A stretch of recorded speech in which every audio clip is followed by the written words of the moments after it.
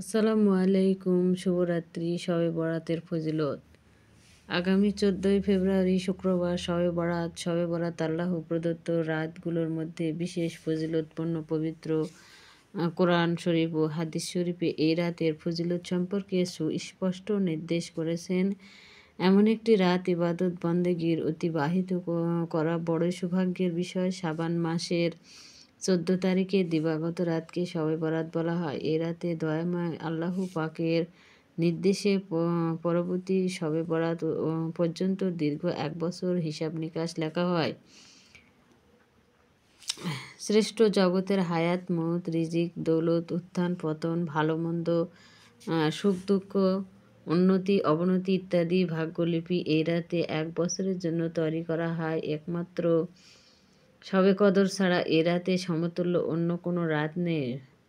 সুতরাং এই রাতের ফজিলত ও যে অত্যন্ত বেশি তা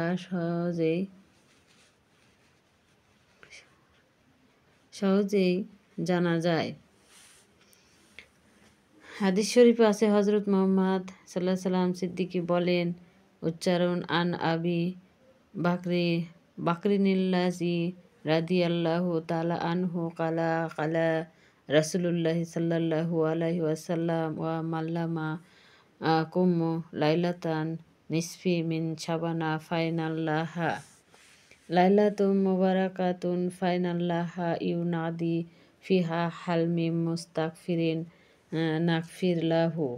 অর্থাৎ হযরত রাসূলুল্লাহ সাল্লাল্লাহু আলাইহি সাল্লাম ইরশাদ করেছেন, হে বিশ্বাসী বান্দাগণ, তোমরা শাবান মাসে 15 তারিখে রাত্রে নিদ্রা পরিত্যাগ করে ইবাদত নিমগ্ন হও, কেননা ওই রাতে অত্যন্ত বরকত ও ফজিলতপূর্ণ। সে রাতে আল্লাহ পাক ঘোষণা করেন যে, তোমাদের মধ্যে কেউ কি ক্ষমা প্রার্থনাকারী আছে, আমি অবশ্যই তাকে ক্ষমা করে দিব। অপর একটি রিওয়ায়েতে আছে, হুজুর পাক সাল্লাল্লাহু আলাইহি সাল্লাম আরও বলেছেন, তুবালি মাই ইয়া মালু ফি লাইলাতিন নিসফি মিন শাবান।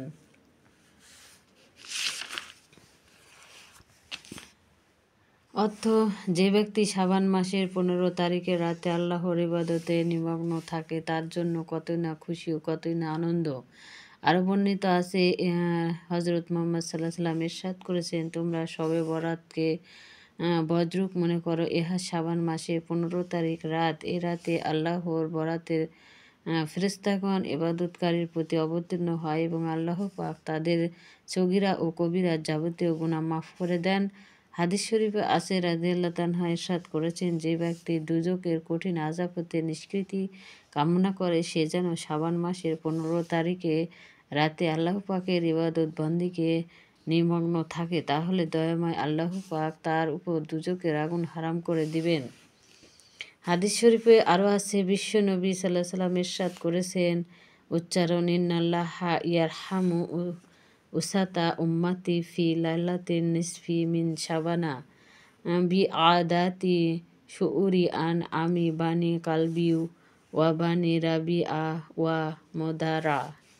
অর্থাৎ, নিশ্চয় আল্লাহ তাআলা শাবান মাসের 15 তারিখের রাতে বনি কলম, বনি রবি ও বনি মুদার গোত্রের ভেড়া ও বকরির পশম সংখ্যার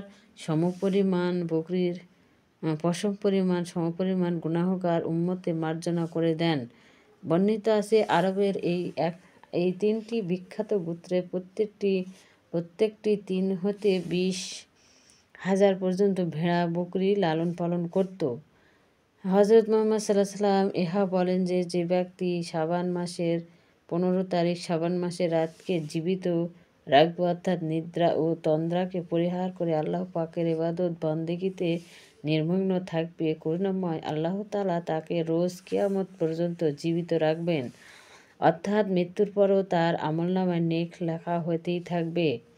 অন্য এক রিওয়ায়াতে আছে, রাসূলুল্লাহ সাল্লাল্লাহু আলাইহি সাল্লাম ইরশাদ করেছেন, উচ্চারণ মান সামা ইয়াউমাল খামিসি আশারা মিন শাবানা লাম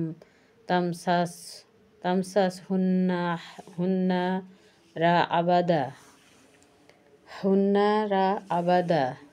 অর্থাৎ, যে ব্যক্তি শাবান মাসের 15 তারিখ রোজা পালন করবে তাহলে দুজকের আগুন কখনো তাকে স্পর্শ করতে পারবে না।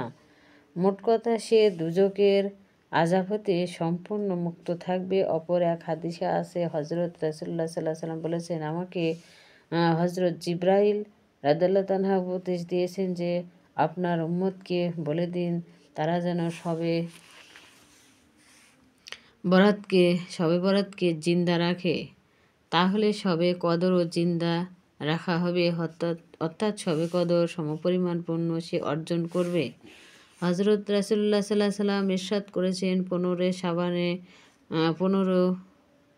শাবানের রাতে ইবাদত কারীগণকে করুণাময় আল্লাহ পাক ক্ষমা করে দেন, কিন্তু জাদুকর, গণক, কৃপণ, পিতামাতাকে কষ্ট প্রদানকারী, শরাবখোর, নারী পুরুষ, জেনাকার এবং নেশা পালনকারীকে মাফ করবেন না। তবে খালেস তওবাকারীকে, অর্থাৎ জীবনে কখনো আর সেইরূপ গুনাহ করবে না, এরূপ অঙ্গীকার করলে মাফ পাওয়ার আশা করা যায়। আর এই 15 তারিখ রাতে আল্লাহ পাক ডেকে বলেন যে, হে মুমিন বান্দাগণ, অদ্য যে ব্যক্তি আমার কাছে ক্ষমা চাইবে আমি তাকে ক্ষমা করে দিব, যে রোগ মুক্তির জন্য প্রার্থনা করবে আমি তাকে সুস্থতা প্রদান করে দিব, এবং সে গরিব, ধনী, মালদার হওয়ার জন্য প্রার্থনা করবে তাকে আমি ধনশালী করে দিব।